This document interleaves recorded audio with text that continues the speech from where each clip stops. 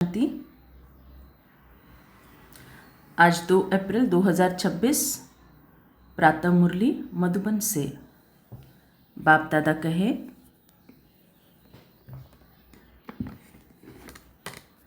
मीठे बच्चे,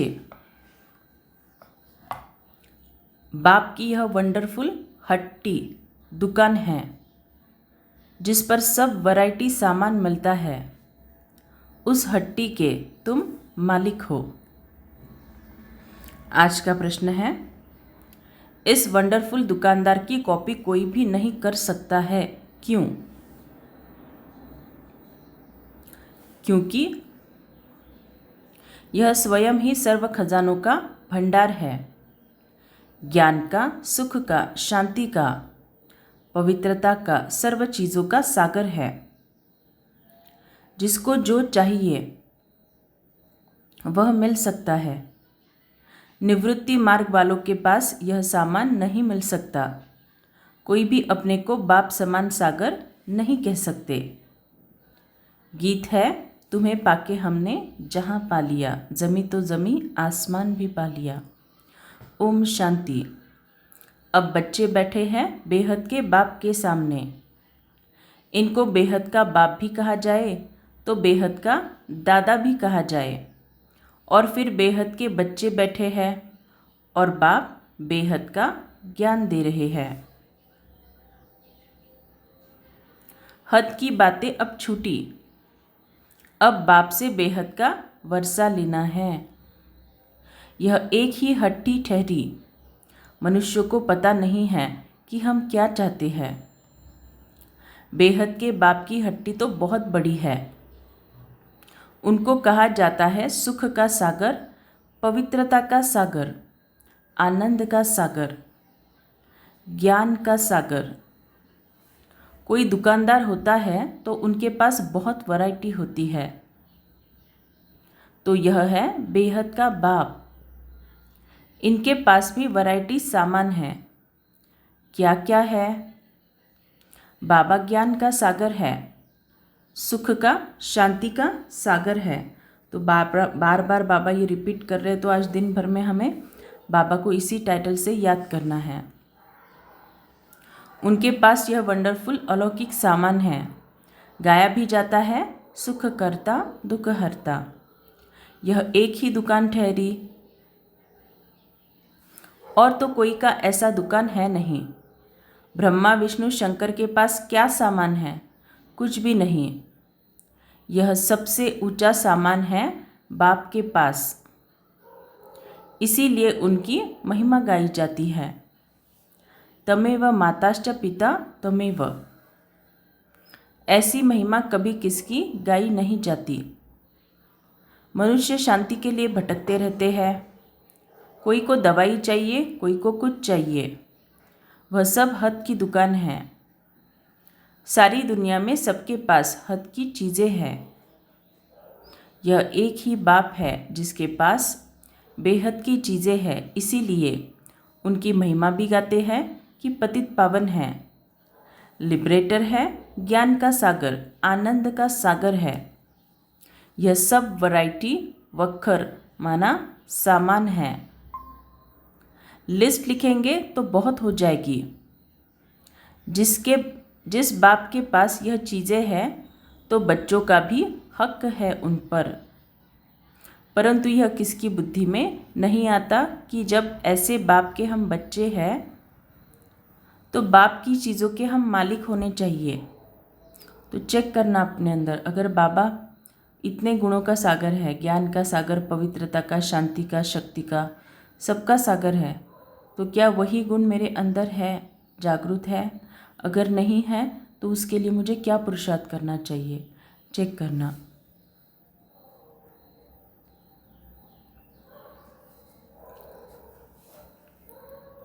बाप आते भी है भारत में। बाप के पास जो सब चीज़ें हैं वे ज़रूर ले आएंगे। उनके पास लेने लिए तो जा नहीं सकते। बाप कहते हैं मुझे आना पड़ता है। जिसने ज्वाइन किया प्लीज़ म्यूट कीजिए।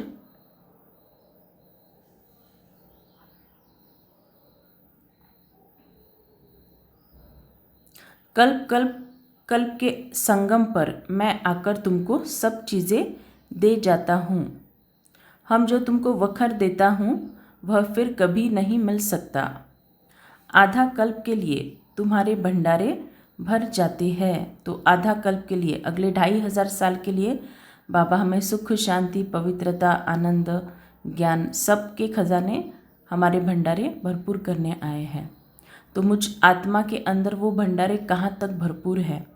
बाबा अगर ज्ञान के सागर है तो उस ज्ञान की धारणा मेरे अंदर कहाँ तक है? बाबा अगर सुख का सागर है तो हर परिस्थिति में मैं कितना सुखी रहती हूँ, कितना शांत रहती हूँ, चेक करना भंडारों को। ऐसे कोई अप्राप्त वस्तु नहीं रहती जिसके लिए पुकारना पड़े। ड्रामा प्लान अनुसार तुम सब वर्षा लेकर फिर धीरे धीरे सीढ़ी उतरते हो। पुनर्जन्म भी जरूर लेना पड़े, 84 जन्म भी लेना है। 84 का चक्र कहते हैं परंतु अर्थ नहीं समझते। 84 के बदले 84 लाख जन्म कह देते हैं। माया भूले करा देती है। यह अभी तुम समझते हो, फिर तो यह सब भूल जाएंगे। इस समय वखर लेते हैं, सतयुग में राजाई करते हैं, परंतु उनको यह पता नहीं रहता कि यह राजाई हमको किसने दी। तो जब सतयुग में जाएंगे तब हमें ये पता ही नहीं होगा कि कलयुग नाम की कोई चीज़ थी जहाँ पे बहुत सारे हिसाब किताब में हम आत्माएं तंग हुए थे और फिर बाबा से योग लगा के उसको चुकतू करके फिर ये राज्य पाया। वो वहाँ पे स्मृति नहीं रहेगी। लक्ष्मी नारायण का राज्य कब था? स्वर्ग के सुख भी गाए जाते हैं, सब किस्म के सुख देते हैं, इससे जास्ती कोई सुख होता नहीं। फिर वह सुख भी प्राय लोप हो जाता है। आधा कल्प के बाद रावण आकर सब सुख छीन लेते हैं। किसको गुस्सा करते हैं तो कहते हैं तेरी कला काया ही खत्म हो गई है। तुम भी जो सर्वगुण संपन्न 16 कला संपूर्ण थे, वह कलाएं सब खत्म हो गई है। एक बाप के सिवाय और कोई की इतनी महिमा नहीं है। कहते हैं ना, पैसा हो तो लाड़का ना घूमकर आओ। तो कल मैंने एक ग्रुप में वीडियो भेजा था, सतयुग के बारे में था, 16 कला संपूर्ण बनने का थर्मामीटर। 2 घंटे का वीडियो है, लेकिन उसको ज़रूर देखना, क्योंकि उस वीडियो में अगर आप उस वीडियो को देखेंगे ना तो आपको समझ में आएगा कि कहाँ तक मैं 16 कला संपूर्ण बनी हूँ, 14 कला हूँ या फिर 14 कला से भी कम हूँ। ये सब चीज़ों की आपको चेकिंग मिलेगी। भले 2 घंटे का वीडियो है, उसको थोड़ा थोड़ा करके सुनना, लेकिन सुनना ज़रूर।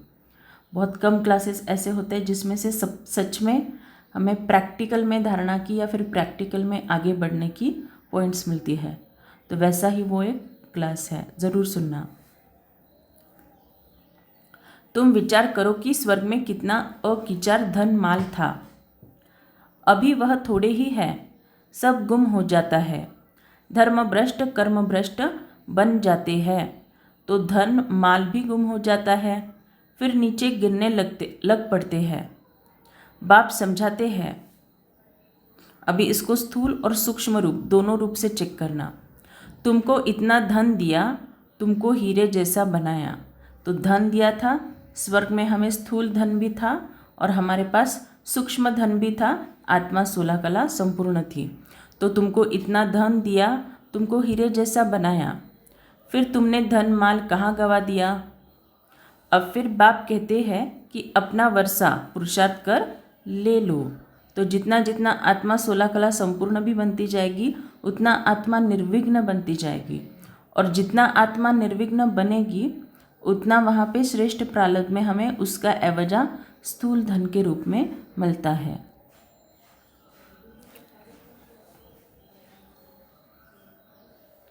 तुम जानते हो कि बाबा हमको फिर से स्वर्ग की बादशाही दे रहे हैं और कहते हैं, हे बच्चे, मुझे याद करो तो तुम्हारे ऊपर जो कट है वह निकल जाए। बच्चे कहते, बाबा हम भूल जाते हैं। यह क्या? कन्या जब शादी करती है तो पति को कभी भूलती है क्या? बच्चे कभी बाप को भूलते हैं क्या? बाप तो दाता है। वर्षा बच्चों को लेना है तो ज़रूर याद करना पड़े। बाप समझाते हैं, मीठे मीठे सिकिलते बच्चे, याद की यात्रा में रहेंगे तो विकर्म विनाश होंगे, और कोई उपाय नहीं है। तो ये जो बाहर किसी के पास जाते हैं, कुंडली दिखाते हैं, बोलते हैं हमारे लाइफ में क्या है बताओ, फिर जो भी प्रॉब्लम है उसके लिए सॉल्यूशन भी पूछते हैं, और लोगों को ऐसे लगता है वो सॉल्यूशन करने के बाद लाइफ के सब प्रॉब्लम सॉल्व हो जाएंगे। नहीं होता ऐसा। आप किसी के पास भी जाओ, ये कर्मों का जो हिसाब किताब है सिवाय योग बल के और ज्ञान बल के चुकतू हो ही नहीं सकता। फिर चाहे आप बाहर के कितने भी उपाय करके देख लो, रिजल्ट नहीं आएगा। भक्ति मार्ग में तीर्थ यात्रा, गंगा स्नान आदि जो करते आए हो तो सीढ़ी नीचे उतरते ही आए हो, ऊपर तो चढ़ ही नहीं सकते। लॉ नहीं कहता, सबकी उतरते कला ही है। यह जो कहते हैं कि फलाना मुक्ति में गया, यह झूठ बोलते हैं। वापस कोई जा नहीं सकते। बाबा आया है तुमको 16 कला संपूर्ण बनाने। तुम ही गाते थे कि मुझ निर्गुण में कोई गुण नहीं। अभी तुम जानते हो कि बाप गुणवान बनाते हैं। हम ही गुणवान पूज्य थे। हमने वर्षा लिया था, 5000 वर्ष हुए। बाप भी कहते हैं कि तुमको वर्षा देकर गए थे। शिव जयंती, रक्षाबंधन, दशहरा आदि मनाते भी हैं, फिर भी कुछ समझते नहीं हैं।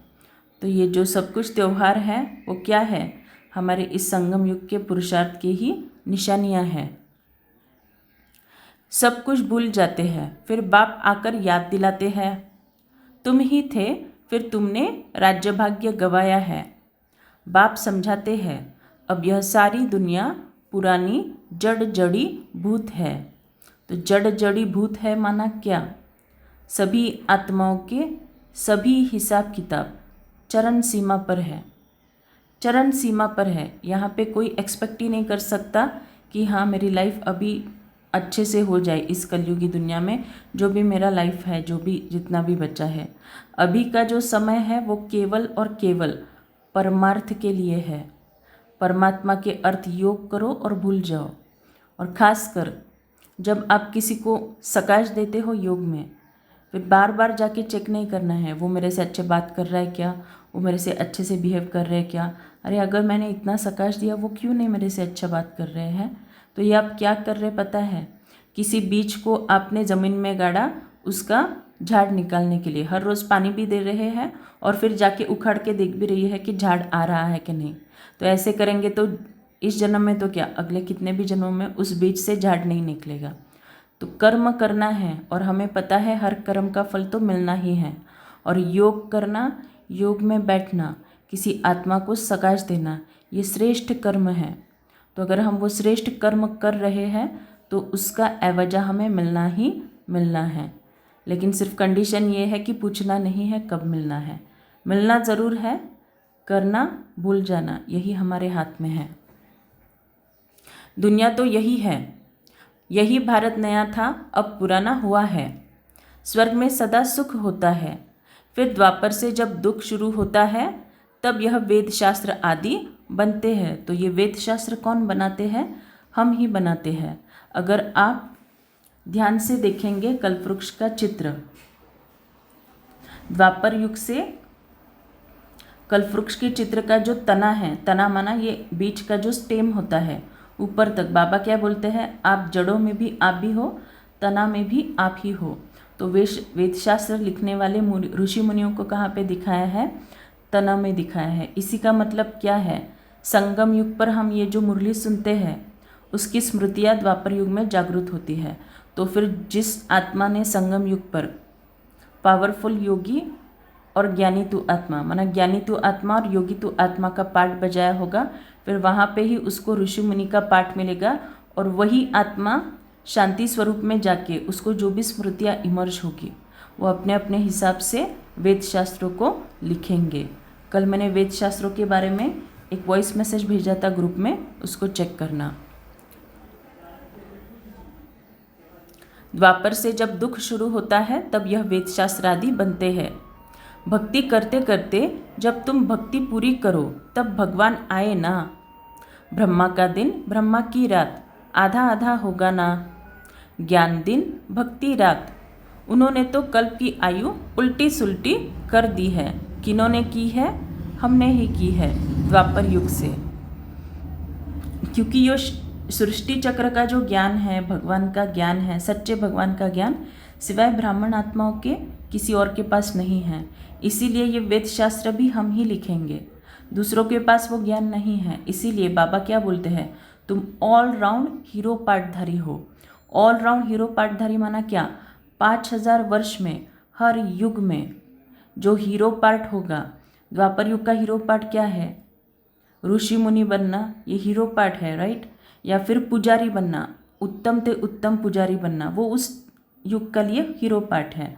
तो हर एक युग का हीरो पार्ट जो है वो हमने ही प्ले किया है, और उसमें गलतियां भी हमने ही की है। क्यों? क्योंकि वो स्मृतियाँ इतना स्ट्रॉन्ग इमर्ज नहीं थी, तो जितना जैसे हमें याद आया उतना वैसे शास्त्रों में लिख दिया। तो पहले पहले तुम सबको बाप की महिमा बैठ सुनाओ। बाप ज्ञान का सागर, शांति का सागर है। श्री कृष्ण को थोड़े ही कहेंगे निराकार पतित पावन, सुख का सागर नहीं। उनकी महिमा अलग है, उनकी महिमा ही अलग है, रात दिन का फर्क है। शिव को कहते ही है बाबा, श्री कृष्ण बाबा अक्षर ही नहीं शोभता। कितनी बड़ी भूल है। माना शिव बाबा जैसे बोलते हैं वैसे श्री कृष्ण बाबा बोलते हैं क्या? नहीं, अक्षर ही नहीं शोभता। फिर छोटी छोटी भूलें करते 100% भूल गए हैं। बाप कहते हैं सन्यासियों से कभी यह सौदा मिल न सके, वह है निवृत्ति मार्ग के। तुम हो प्रवृत्ति मार्ग वाले, तुम संपूर्ण निर्विकारी थे। वाइसलेस वर्ल्ड थी। वाइसलेस वर्ल्ड माना जहाँ पे विकार रिंचक मात्र भी नहीं थे। विकारों से शून्य दुनिया माना वाइसलेस दुनिया। यह है विशस वर्ल्ड जहाँ पे विकार ही विकार भरे हुए हैं। फिर कहते क्या सतयुग में बच्चे पैदा नहीं होते? वहाँ भी तो विकार था। अरे वह है संपूर्ण निर्विकारी दुनिया। संपूर्ण निर्विकारी फिर विकारी हो कैसे सकते? फिर सतयुग में सब इतने मनुष्य हो, यह हो कैसे सकता? वहाँ इतने मनुष्य थोड़े ही होते हैं। भारत के सिवाय और कोई खंड नहीं होंगे। तो ये बाकी के जो खंड हैं, अमेरिका, रशिया, ऑस्ट्रेलिया, ये सब महाविनाश के बाद सब पानी के नीचे चले जाएंगे। इसीलिए वहाँ पे कोई सृष्टि होगी नहीं। फिर द्वापर युग में फिर से जब भूकंप वगैरह हो गए तब ये पानी से ऊपर आएंगे सब खंड, और धीरे धीरे फिर वहाँ पे मानव बस्ती शुरू हो जाएगी। भारत के सिवाय और कोई खंड नहीं होंगे। वह कहते भी हैं हम मान नहीं सकते। दुनिया तो सदैव भरी हुई रहती है, कुछ भी समझते नहीं। बाप समझाते हैं कि भारत गोल्डन एज था, अब तो आयरन एज पत्थर बुद्धि है। तो पत्थर बुद्धि माना क्या? आजकल लोग देखो गलतियां करते हैं, गलतियां तो क्या घोर पाप करते हैं, लेकिन उनको उस चीज़ की महसूसता नहीं होती कि हम ये पाप कर रहे हैं। उनको ऐसे लगता है ये सब चीज़ें तो नॉर्मल है ना। तो ये है पत्थर बुद्धि, समझ में नहीं आता कि पाप क्या है पुण्य क्या है। अब तो आयरन एज पत्थर बुद्धि है। अब तुम बच्चों ने ड्रामा को समझ लिया है। गांधी आदि सब रामराज्य चाहते थे, परंतु दिखाते हैं कि महाभारत लड़ाई लगी, बस फिर खेल खत्म। फिर क्या हुआ? कुछ भी दिखाया नहीं है। तो महाभारत की आप अगर स्टोरी देखोगे तो उसका एंड में क्या है? ऐसे बोलते हैं उसमें कि पांडव तो जीत गए, फिर वो पहाड़ पे गए और पहाड़ पे गल गए और फिर स्टोरी खत्म। तो ये हमारा ही यादगार है।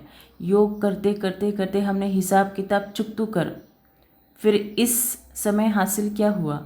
वो तो ठीक है, हमें ज्ञान की धारणा मतलब ज्ञान हासिल हुआ, योग का बल सब कुछ हासिल हुआ, लेकिन ये जो समय है ये ऐसा समय है जहाँ पे बस आत्मा को हिसाब किताब ज्ञान और योग से चुकतू करना है और कुछ नहीं सोचना है। वही है पांडव पहाड़ पे जाके गल गए। गल गए माना क्या, बताना मुझे मैसेज करके। महाभारत लड़ाई लगी, बस फिर खेल खत्म। फिर क्या हुआ, कुछ भी दिखाया नहीं। बाप बैठ यह समझाते हैं, यह तो बिल्कुल सहज है। शिव जयंती मनाते हैं तो ज़रूर शिव बाबा आते हैं। वह है हेवनली गॉड फादर, तो ज़रूर हेवन के गेट खोलने आएगा। आएंगे भी तब जब हेल होगा। हेवन के द्वार खोल, हेल के बंद कर देंगे। हेवन के द्वार खुले तो ज़रूर सब हेवन में ही आएंगे। यह बातें कोई डिफ़िकल्ट नहीं है। महिमा सिर्फ एक बाप की है। शिव बाबा की एक ही हट्टी है, वह है बेहद का बाप। बेहद के बाप द्वारा भारत को स्वर्ग का सुख मिलता है। बेहद का बाप स्वर्ग स्थापन करता है। बरोबर बेहद का सुख था। फिर हम हेल में क्यों पड़े हैं, यह कोई भी नहीं जानते। बाप समझाते हैं कि तुम ही थे और तुम ही गिरे हो। देवताओं को ही 84 जन्म लेने पड़ते हैं। अभी आकर पतित बने हैं, उनको ही फिर पावन बनना है। बाप का भी जन्म है तो रावण का भी जन्म होता है, यह किसको भी पता नहीं। कोई से भी पूछो तो रावण को कब से जलाते हो, कहेंगे वह तो अनादि चलता आता है। यह सब राज बाप बैठ समझाते हैं। उस बाप की एक ही हट्टी की महिमा है। सुख शांति पवित्रता मनुष्य से मनुष्य को नहीं मिल सकती। उस बाप की एक ही हट्टी की महिमा है।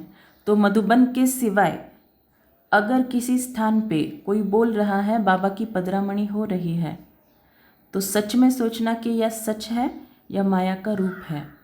बाबा ने अव्यक्त मुरलियों में क्लियरली बताया है, मधुबन के सिवाय बाबा की पदरामणि कहीं पे हो नहीं सकती। और अगर ये भगवान के महावाक्य है और अगर आपको कोई गुमराह कर रहा है कि बाबा यहाँ आ रहे वहाँ आ रहे, इसके तन में उसके तन में, साफ झूठ है। यह सब राज बाप समझाते हैं। उस बाप की एक ही हट्टी की महिमा है। सुख शांति पवित्रता मनुष्य से मनुष्य को नहीं मिल सकती। सिर्फ एक को थोड़े ही शांति मिली थी। यह झूठ बोलते हैं कि फलाने से शांति मिली।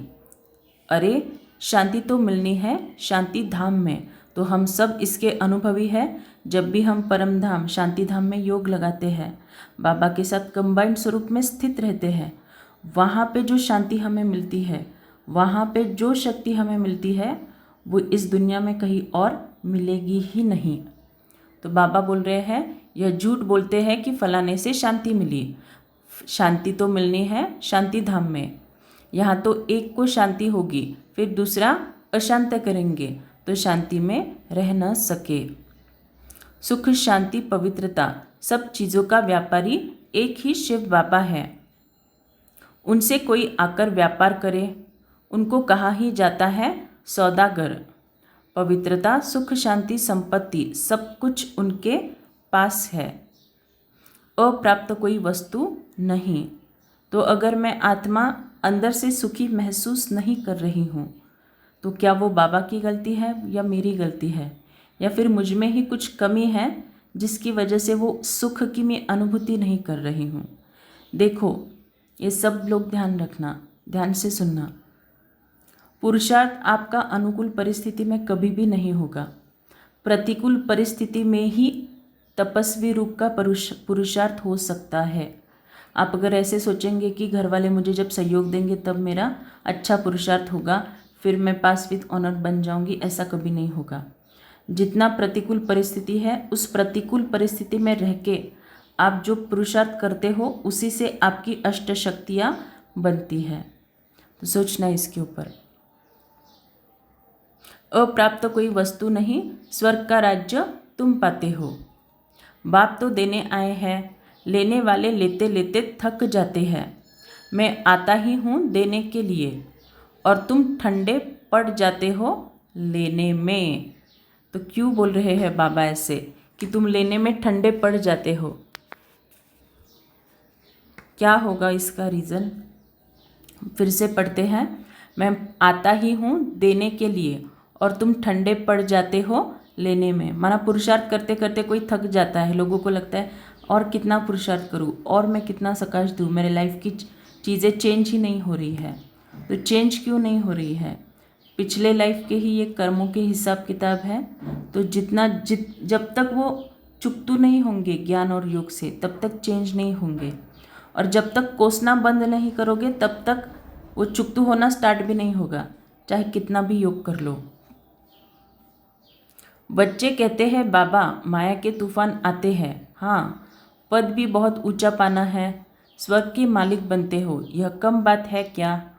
तो मेहनत करनी है, श्रीमत पर चलते रहो। वखर जो मिलता है वह फिर औरों को भी देना पड़े। तो बाबा क्या है? ज्ञान का सागर, सुख का सागर, शांति पवित्रता का सागर।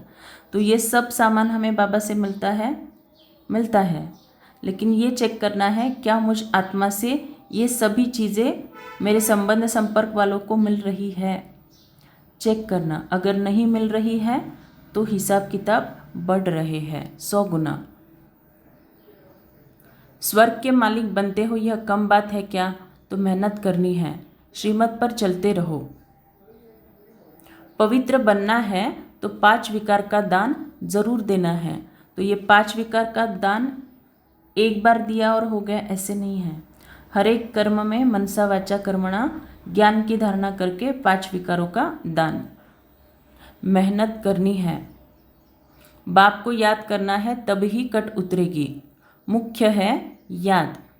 भल प्रतिज्ञा करो कि हम बाबा हम विकार में कभी नहीं जाएंगे, किसी पर क्रोध नहीं करेंगे, परंतु याद में ज़रूर रहना है, नहीं तो इतने पाप कैसे विनाश होंगे।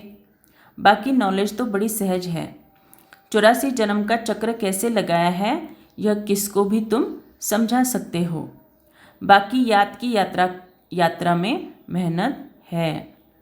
तो याद की यात्रा से ही आपके पाप कर्म विनाश होंगे, याद की यात्रा से ही हिसाब किताब चुकतू होंगे। आप ऐसे नहीं कह सकते कि मेरे लिए आप याद करो बाबा को। अगर आपके लिए मैं बाबा को याद करूंगी तो मेरे विकर्म भस्म होंगे, आपके नहीं होंगे। ये अनुभव मुझे आया है ग्रुप में, इसीलिए मैं आपको बोल रही हूँ कि मुझसे तो बाबा को याद करना नहीं होता, मेरे भी आप कर लो। ऐसा नहीं होता। आप अगर जिम में जाते हो, ट्रेनर को पैसे देते हो और बोलते हो कि मेरे हिस्से का एक्सरसाइज आप कर लो और मेरा वेट कम करके दो, होगा क्या? नहीं होगा। तो योग का भी ऐसे ही है, मैं योग करूँगी तो मेरे विक्रम विनाश होंगे।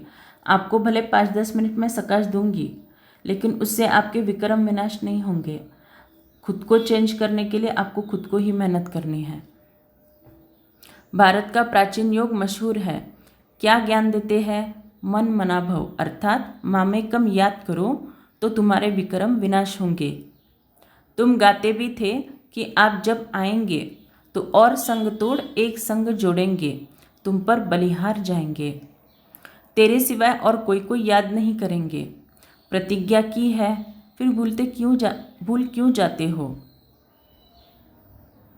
कहते भी हैं हथ कारडे दिल यारडे, कर्म योगी तो तुम हो। धंधा आदि करते बुद्धियो बाप से लगाना है। माशूक बाप खुद कहते हैं तुम आशिकों ने आधा कल्प याद किया है। अब मैं आया हूँ, मुझे याद करो। यह याद ही घड़ी घड़ी भूल जाते हैं, इसमें ही मेहनत है। कर्मातीत अवस्था हो जाए तो फिर यह शरीर ही छोड़ना पड़े। जब राजधानी स्थापन हो जाएगी तब तुम कर्मातीत अवस्था को पाएंगे। अभी तो सभी पुरुषार्थी है। सबसे जास्ती मम्मा बाबा याद करते हैं। सूक्ष्म वतन में भी वे देखने में आते हैं। बाप समझाते हैं मैं जिसमें प्रवेश करता हूँ वह बहुत जन्म के अंत वाला जन्म है। वह भी पुरुषार्थ कर रहे हैं। कर्मातीत अवस्था में अभी कोई पहुँच नहीं सकते। तो कर्मातीत अवस्था का मतलब क्या है? आत्मा इतनी सतोप्रधानता की अवस्था में पहुँच जाती है कि जहाँ पे कुछ भी हो जाए, लाइफ में कुछ भी हो जाए, उसका भान भी नहीं रहता कि मेरे साथ कुछ बुरा हो रहा है। कुछ भी कर्म से अतीत, माना कर्म किया भूल गए, कर्म किया भूल गए, लेकिन वो एक दिन में नहीं होती अवस्था। उसके लिए जब से ज्ञान में आए हैं उसके लिए तीव्र पुरुषार्थ करना पड़ता है।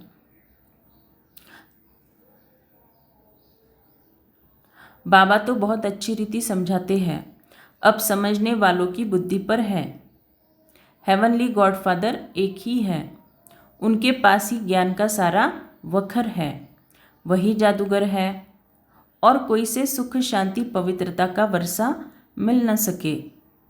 बाप बहुत अच्छी रीति समझाते हैं, बच्चों को धारण कर और धारण कराना है।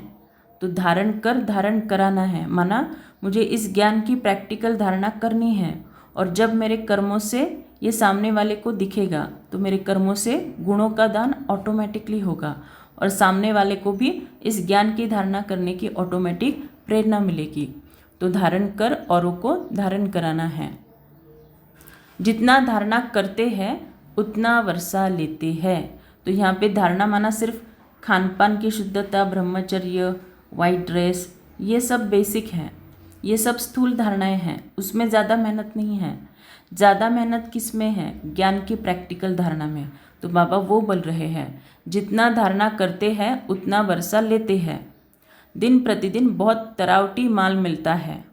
लक्ष्मी नारायण देखो कितने मीठे हैं, उन जैसा मीठा बनना चाहिए। अच्छा, जाते जाते फिर बाबा एक गहरी बात बोल के जाते हैं हमेशा, लक्ष्मी नारायण देखो कितने मीठे हैं।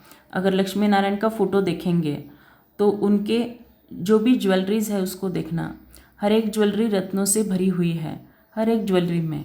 तो वो रत्न क्या है? दूसरा तीसरा कुछ नहीं, उनके ज्ञान की धारणा का श्रेष्ठ प्रालब्ध है। उनके मुकुट देखना, गले के रत्न, गले के जेवर देखना, हाथ के जेवर सब देखना, आप सभी रत्नों से सजे हुए हैं। इसी का मतलब यही है कि पूरा जीवन, संगम युग का पूरा जीवन उन्होंने ज्ञान की एक्यूरेट धारणा की। तो यहाँ पे ज्ञान रत्न धारण किए, उसका श्रेष्ठ प्रालब्ध वहाँ पे जेवर के रूप में, रत्नों के रूप में उनको मिला। अच्छा, मीठे मीठे सिकल दे बच्चों प्रति माता पिता बाप दादा का याद प्यार गुड मॉर्निंग। रूहानी बाप की रूहानी बच्चों को नमस्ते। और कोई भी सत्संग में ऐसे कहते हैं क्या? यह हमारी बिल्कुल ही नई भाषा है जिसको स्पिरिचुअल नॉलेज कहा जाता है। अच्छा, हम रूहानी बच्चों की रूहानी माता पिता बाप दादा को याद प्यार गुड मॉर्निंग और नमस्ते। शुक्रिया बाबा, आपका पद्मा पदम शुक्रिया। धारणा के लिए मुख्य सार, बाप द्वारा जो सुख शांति पवित्रता का वखर मिला है वह सबको देना है, और अंदर में चेक करना है सच में मुझसे सामने वाले को सुख के वाइब्रेशन जा रहे हैं। अगर नहीं जा रहे हैं तो मैं हिसाब किताब को बढ़ा रही हूँ या कम कर रही हूँ, चेक करना। पहले विकारों का दान दे पवित्र बनना है, फिर अविनाशी ज्ञान धन का दान करना है। देवताओं जैसा मीठा बनना है। जो बाप दादा से प्रतिज्ञा की है उसे सदा याद रखना है, और बाप की याद में रहकर विक्रम भी विनाश करने हैं। वरदान है, बाबा की नैनों में देखे वरदान की शक्ति ले। निमित्तपन की स्मृति द्वारा अपने हर संकल्प पर अटेंशन रखने वाले निवारण स्वरूप भव। निमित्त बनी हुई आत्माओं पर सभी की नज़र होती है, इसीलिए निमित्त बनने वाले को विशेष अपने हर संकल्प पर अटेंशन रखना पड़े। अगर निमित्त बने हुए बच्चे भी कोई कारण सुनाते हैं तो उनको फॉलो करने वाले भी अनेक कारण सुना देते हैं। अगर निमित्त बनने वालों में कोई कमी है तो वह छिप नहीं सकती, इसीलिए विशेष अपने संकल्प, वाणी और कर्म पर अटेंशन दो, निवारण स्वरूप बनो। स्लोगन, ज्ञानी तू आत्मा वह है जिसने अपने गुण व विशेषताओं का भी अभिमान न हो। तो बाबा ने अगर हम में कोई विशेषता भरी है तो उसका भी रिंचक मात्र भी अभिमान नहीं, और ये कॉन्शियसनेस रहे कि जो भी है ये विशेषता बाबा की देन है। अव्यक्त इशारे। मधुरता का गुण जीवन में तब आएगा जब अपनी व दूसरे की बीती को न देखकर अंदर के संस्कारों को सरल और नम्रचित बनाएंगे। तो मानो किसी के पास्ट में किसी ने कोई गलती की होगी तो उसको चिंतन नहीं करना है। बाबा बोल रहे बीती को न देख के अंदर के संस्कार को सरल और नम्रचित्त बनाएंगे। सरलचित्त आत्मा का गुण है ही मधुरता। उनके नैनों से मधुरता, मुख से मधुरता और चलन से मधुरता प्रत्यक्ष रूप में देखने आती है। मधुरता और नम्रता इन दो विशेष धारणाओं से सदा विश्व कल्याणकारी महादानी वरदानी बन जाएंगे और सहज ही स्नेह का सबूत दे सकेंगे। अच्छा, ओम शांति।